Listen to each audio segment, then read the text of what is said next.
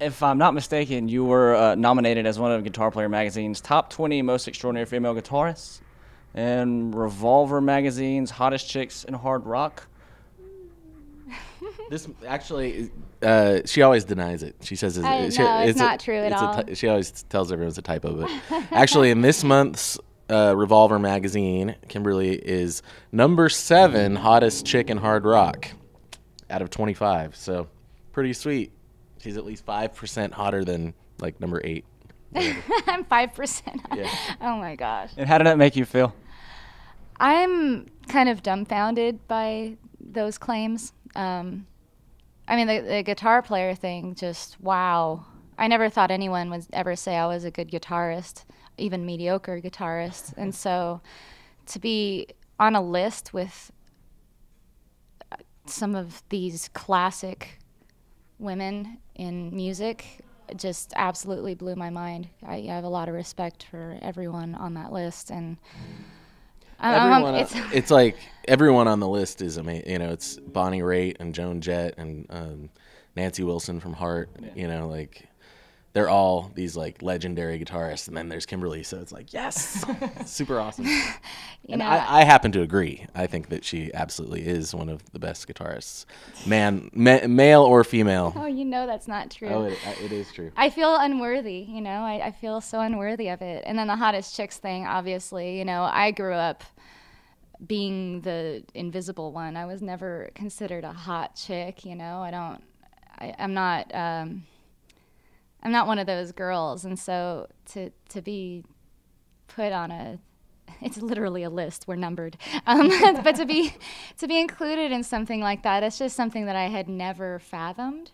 In fact, last year when that happened, it was the January issue, I didn't even know that was what my interview was for, and the photo shoot. I was like, oh, that's really nice of Revolver to do a little tiny artist spotlight on me. I thought I would be one of those like up in the far right corner, you know, 2-inch tall picture with the stats about the band, and you know they're throwing an indie band a bone by putting us in there, and then I realized when it came out that I was basically a centerfold.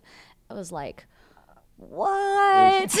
Yeah, there was three full page pictures of Kimberly in that issue, so pretty sweet. And I was just dumbfounded and totally honored. I mean, I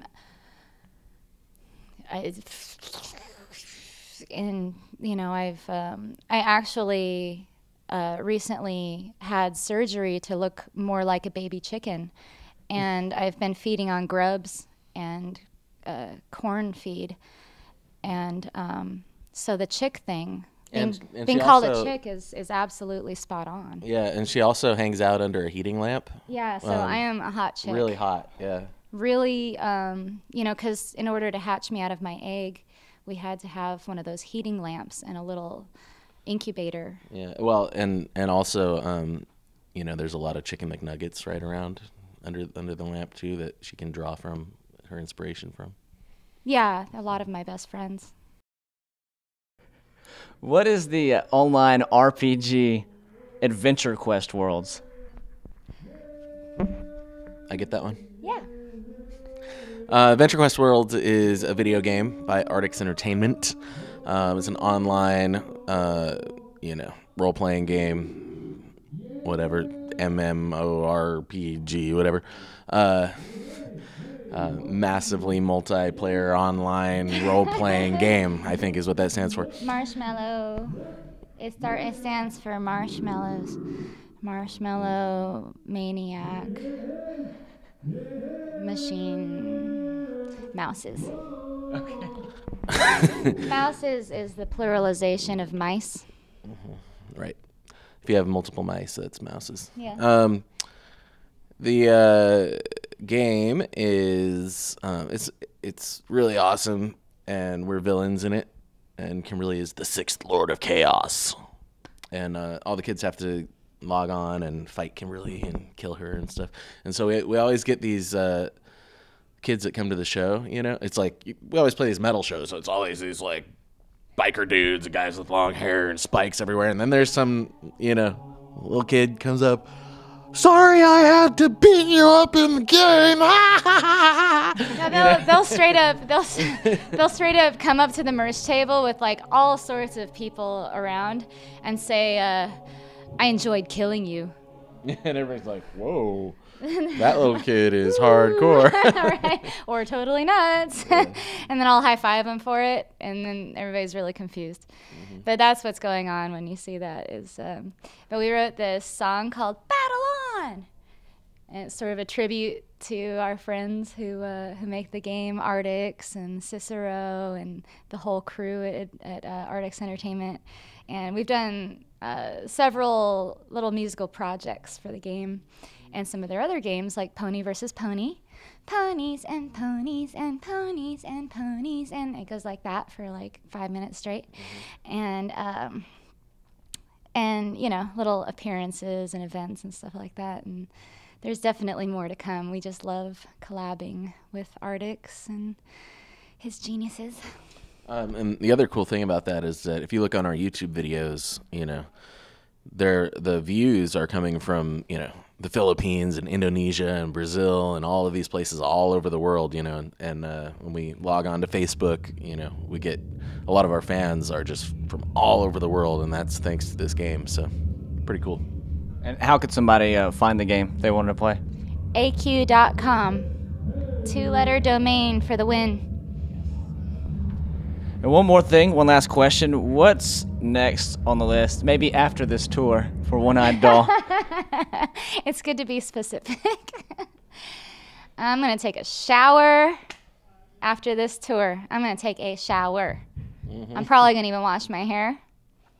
Looking forward to that. It's going to feel good. We try not to plan things out too far in advance, actually. Really, it's important to keep our schedule open so that anytime there's a really good opportunity, we can jump on that. So we really only have the rest of this tour, which spans pretty much the whole country still. We've got, you know, Florida, Texas, California, up to Seattle left to go. So we're mainly focused on this next month. We have some pretty cool things coming up for Halloween, but we don't have anything we can announce yet. So keep an eye on oneeyeddoll.com/tour, or just go to oneeyeddoll.com and click around. There's all kinds of cool stuff on our website, including free music downloads. You can pay whatever you want. It's all donation based. So check it out. If you like it, you can pay us something for it. That would be cool. It's up to you. Yeah, but first and foremost, we want our fans to have our music. It's like a lot of people will just go and download the music and then go back and pay for something later. You know, it's just like the most important thing to us is that our fans have our music, and so that's why we set it up that way, 0 and up, any amount that you want to give.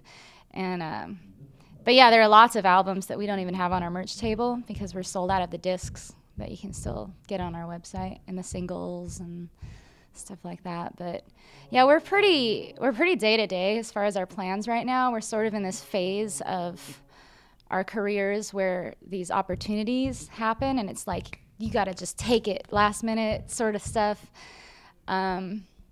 So I mean, sometimes we find out about a tour that we've been invited onto a week and a half in advance, and we're going to be on the road for 3 months, and so like we have to scramble to prepare for that and just make it happen and be able to hit the road.